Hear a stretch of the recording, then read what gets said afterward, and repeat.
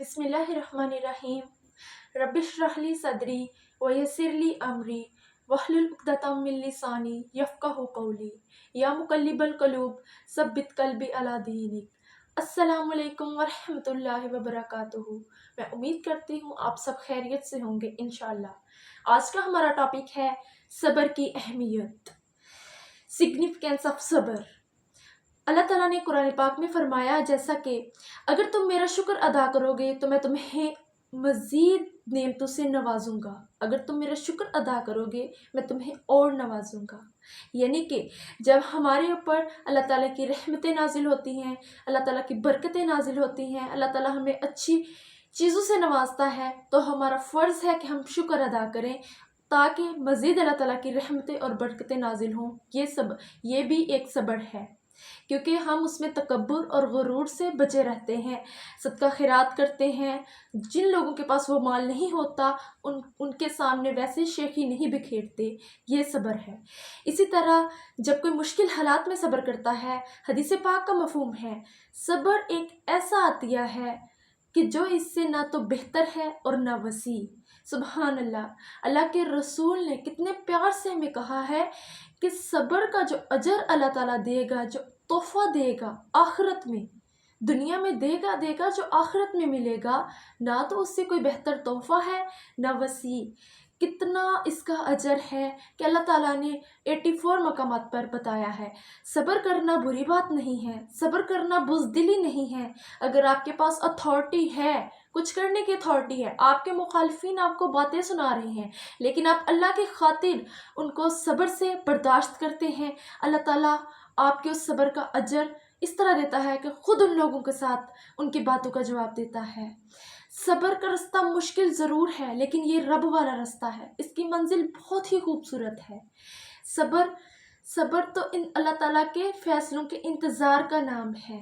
सब्र तो अल्लाह ताला की खुशनुदगी पाने का नाम है।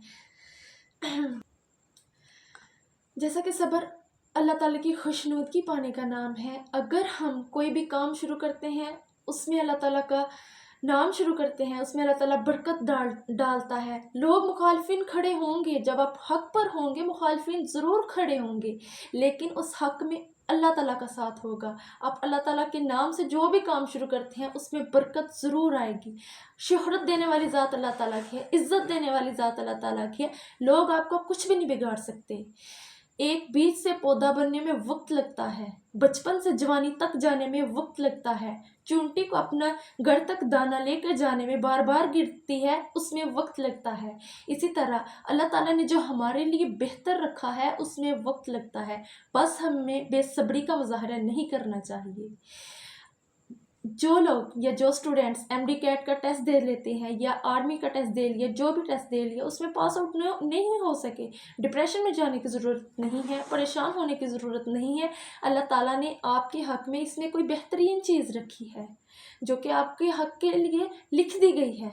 तो इसमें बजाय कि आप ओवर थिंकिंग करें, आप डिप्रेशन में चले जाएं, ख़ुद की सेहत ख़राब हो, अपने पेरेंट्स की जो हैं उनके लिए दुख का बायस बने कि कुछ अपने साथ ऐसा हादसा कर लें, ये नहीं, बल्कि आप सब्र का मुजाहरा करें और शुक्र अल्हम्दुलिल्लाह कह के आगे अपनी लाइफ को जो है वो स्टार्ट करें, रुक ना जाएं।